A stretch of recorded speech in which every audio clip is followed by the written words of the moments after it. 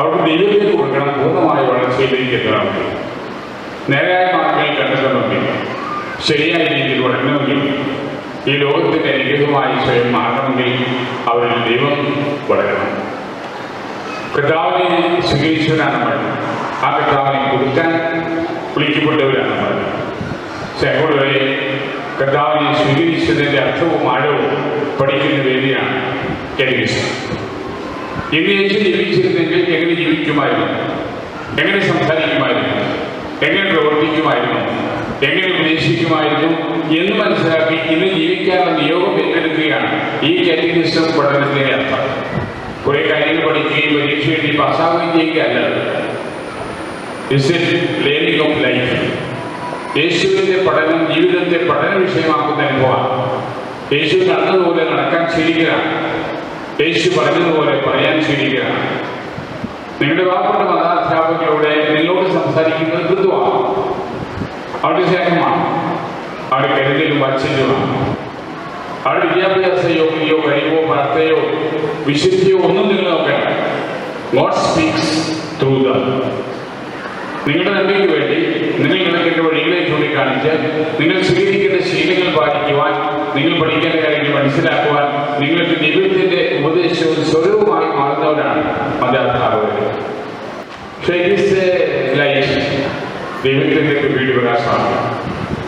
ഓരോ അക്ഷരവും ജീവനായി മാറുകയാണ്. ഓരോ അറിവും തുടിപ്പായി തീരുകയാണ്. നാളത്തെ ലോകത്തിൽ ജീവിക്കുവാൻ നമ്മളെ പരിശീലിപ്പിക്കുന്ന വഴികളാണ്. നാളത്തെ ലോകത്തെ സ്വന്തമാക്കുവാൻ നാം പരിശീലിക്കേണ്ട മാർഗങ്ങളാണ്. നമ്മൾ സയൻസ് പഠിക്കുമ്പോൾ ഫിസിക്സോ കെമിസ്ട്രിയോ മാത്സോ എന്ത് പഠിക്കുമ്പോഴും നമ്മൾ പഠിക്കുന്നത് ലോകത്തെയാണ്, നമ്മുടെ ചുറ്റുപാടുകളെയാണ്. എങ്ങനെ ഒരു ശരീരം ഉണ്ടാവുന്നു, എങ്ങനെ മണ്ണിൽ കിടക്കുന്ന ജൈവത്തെ തൻ്റെ പേരിലൂടെ സ്വീകരിച്ച് ഒരു വർഷം നാളത്തേക്കുള്ള നന്മകൾ നൽകുന്നു, എങ്ങനെ ഒരു തെങ്ങിൽ തേങ്ങ ഉണ്ടാവുന്നു, അതിനുള്ളിൽ വെള്ളം ഉണ്ടാവുന്നു, അത് നാളത്തെ ജീവന്റെ മാർഗമായി ബാക്കിയായി തീരുന്നു. ഇതൊക്കെ അത്ഭുതമാണ്. We live in a land of miracles. Anis Wonderworld എന്നൊക്കെ പറയുന്ന കഥയൊക്കെയുണ്ട്. അത്ഭുതങ്ങൾ നിറഞ്ഞ ലോകത്തേക്ക് കൂട്ടിപ്പോകുന്ന നമ്മളൊക്കെ അങ്ങനെ അത്ഭുതത്തിന്റെ ലോകത്തിലാണ് ജീവിക്കുന്നത്. ഇതിൽ പോകുന്ന ഒരു വിത്ത് ഇട്ട് കുറേ നാൾ കഴിയുമ്പോൾ ഒരു ആനിയോ പ്ലാവോ വൃക്ഷമാക്കി വളരുകയാണ്. ആയിരക്കണക്കിന് വേദികൾ, ഇതുമാത്രം പൂക്കൾ, ഇതുമാത്രം ഫലങ്ങൾ, എന്തുമാത്രം തടിവണ്ണം, അതുകൊണ്ട് വീടുണ്ടാക്കുന്നു, അതുകൊണ്ട് പാലം പണിയുന്നു, എന്തെല്ലാം കാര്യങ്ങൾ നടത്തുന്നു. ഒരു കുഞ്ഞു വീട്ടിൽ ഇത്രയും സൗഭാഗ്യം ഒളിച്ചു പിടിച്ചു വെച്ച ദൈവമാരാണ്. എൻ്റെ സ്നേഹമുള്ള കുട്ടികളെ, കരികിസ് മുതൽ പാഠങ്ങൾ പഠിക്കുക, അത് ജീവിതം പഠിക്കണം, ദൈവത്തെ പഠിക്കണം, സ്നേഹം പഠിക്കണം, പങ്കുവയ്ക്കുന്നതിൻ്റെ മാധുര്യം മനസ്സിലാക്കലാണ്, കൊടുക്കുന്നതിൻ്റെ സുഖം അനുഭവിക്കണം. ജീവിതം പങ്കുവയ്ക്കാനുള്ളത് ആണ് ഞാൻ ആഴമേറിയ ബോധ്യത്തിലേക്ക് കടന്നു വരാൻ. അല്ലെങ്കിൽ നമ്മൾ മൃഗങ്ങളുമായിട്ട് വ്യത്യാസമില്ല. മൃഗവും നമ്മൾ ചെയ്യുന്ന എല്ലാ കാര്യങ്ങളും ചെയ്യുന്നുണ്ട്. വളരുന്നു, വർദ്ധിക്കുന്നു, തിന്നുന്നു, ഉറങ്ങുന്നു, ഉടുക്കുന്നു, യാത്രയോ, ഇതെല്ലാം എക്സെപ്റ്റ്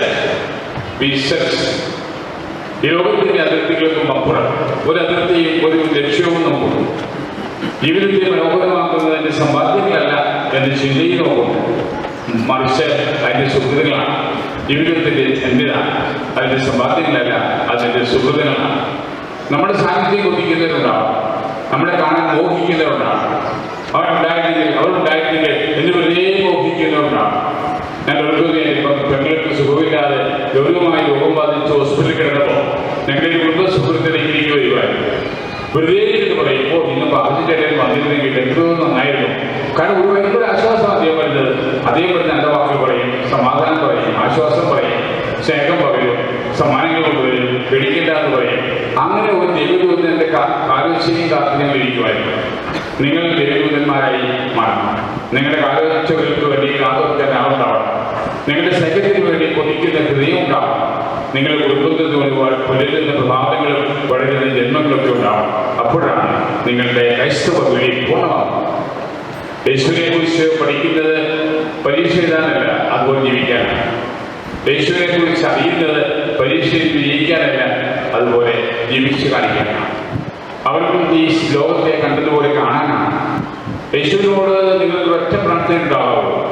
യേശുവിനെ ഈ ലോകത്തെ കണ്ടതുപോലെ, അന്യനെ കണ്ടതുപോലെ, കുഷ്ഠരോഗികളെ കണ്ടതുപോലെ, ധൈര്യമുള്ള പാവപ്പെട്ട വിശക്കുന്നവരെ കണ്ടതുപോലെ കാണാനൊരു കണ്ണ്, മനസ്സിലാക്കാൻ ഒരു ഹൃദയം, സേവിക്കാൻ മനസ്സ് എനിക്ക് തരണമേ. അതാണ് കാറ്റഗിസത്തിന്റെ ആത്യന്തികമായ ലക്ഷ്യം.